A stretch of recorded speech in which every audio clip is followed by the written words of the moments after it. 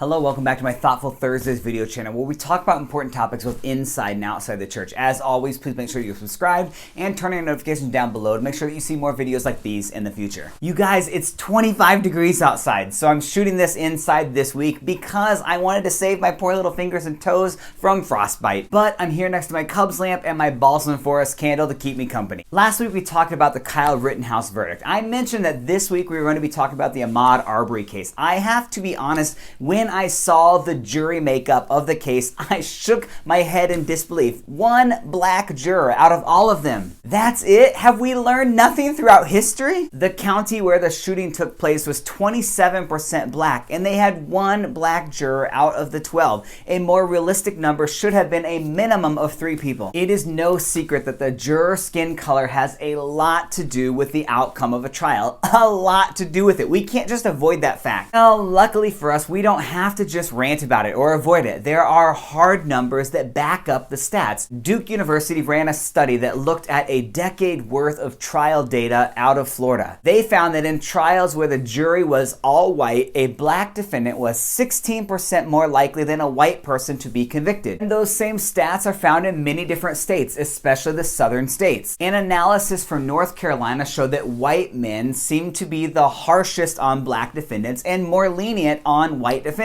And one might think, well, you know, each ethnicity is probably more lenient on their own, but that isn't really the case here. Stats show that when there are more people of color on the jury, there are more acquittals across the board. That is for both black and white people. Again, this isn't looking at just any one case. This is looking at a systemic level. When white people, especially white men, are on the jury, the outcome is far better for white people than for black people. Contrary to that, when people of color are on the jury, the outcome is spread out across the 2 ethnicities. The Constitution guarantees us the right to a fair trial with an impartial jury. The 6th Amendment specifies that. Here's the deal. The 6th Amendment was ratified in 1791, back when, it was legal for white people to own black people as possessions. This was when a black man counted as 3/5 of a white man. And black women, well, they didn't count for anything. When the Bill of Rights was added to the Constitution, the sad but truthful story is the right to an impartial jury was not for black people. It was made to protect white people. Black people were possessions. They were not guaranteed the same rights. That was the intended meaning. Our justice system was not meant to be equal. How could it be? The Constitution didn't even talk about equality or didn't even mention equality until the 14th Amendment was ratified in 1868. It's in this part of the video where that little bit of white supremacy starts to get ruffled up in some people and they shout out, but what about the Irish? Let's avoid the whataboutisms here, friends. This isn't about the Irish. Now, I'm 15% Irish. I recognize that my ancestors had hardships. My black friends recognize that as well. Calm down. We aren't saying that life wasn't hard for the Irish for a good bit. It was.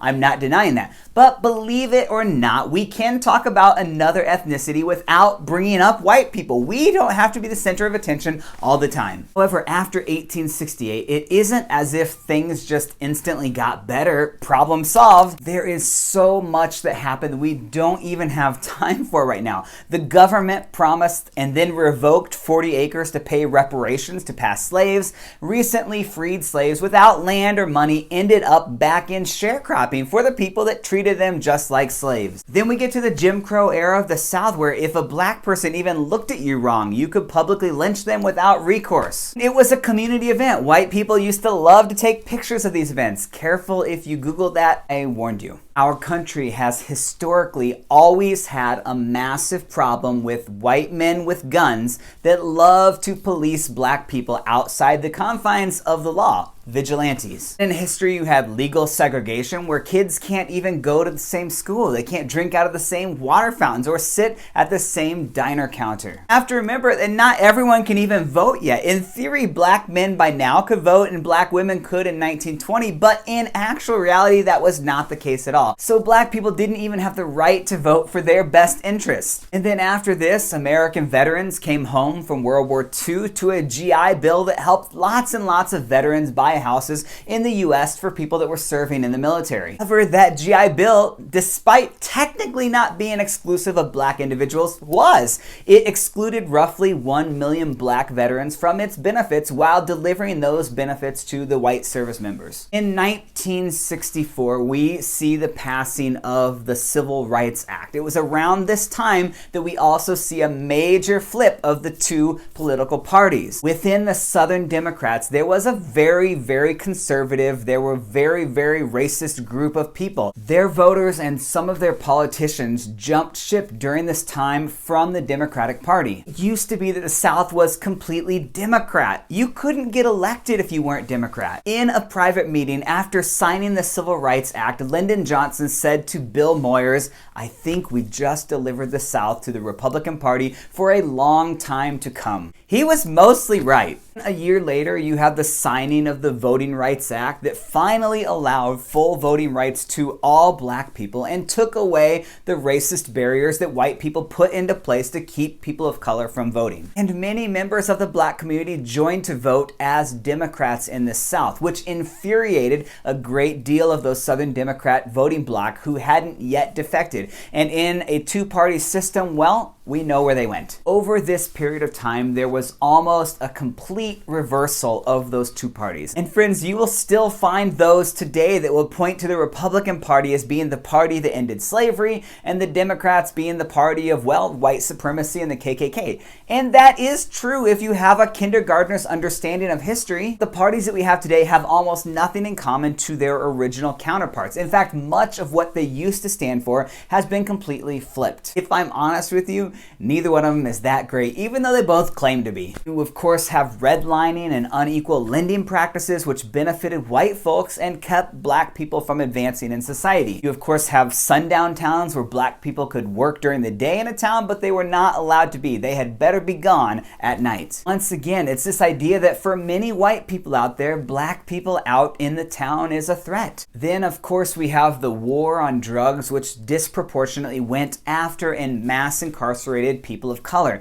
And the 13th Amendment guarantees us that slavery is still legal for those that are serving their sentences in a penal institution. And throughout it all, we have this police brutality after police brutality, and we start to see it being recorded on camera with Rodney King, but it's been there the entire time. So getting back to Ahmaud Arbery, it isn't surprising that there was only one black juror. I was honestly surprised when they handed out a guilty verdict to the three, because I knew how jurors react when white people with guns do things out of self-defense. I knew that every possible bad thing that Ahmaud Arbery had ever done was going to be dug up. I knew that people were going to scrutinize what he was wearing. Were those really running shorts? They look like khakis to me. Why wasn't he wearing socks? What was he doing on that construction site? And I also knew that people in our country would say things like this: well, he wasn't shot until he reached for the gun. He shouldn't have attacked that poor white man with a gun. They were just acting as self-defense. They feared for their lives. And of course, people in our country found out that Ahmaud Arbery was on probation. And of course, the defense tried to use Ahmaud Arbery's past against him. A past that the three men who are now found guilty of murder did not know when they were pursuing him. Only in America can three grown adults who are armed and driving two trucks chase down a teenager for 5 minutes,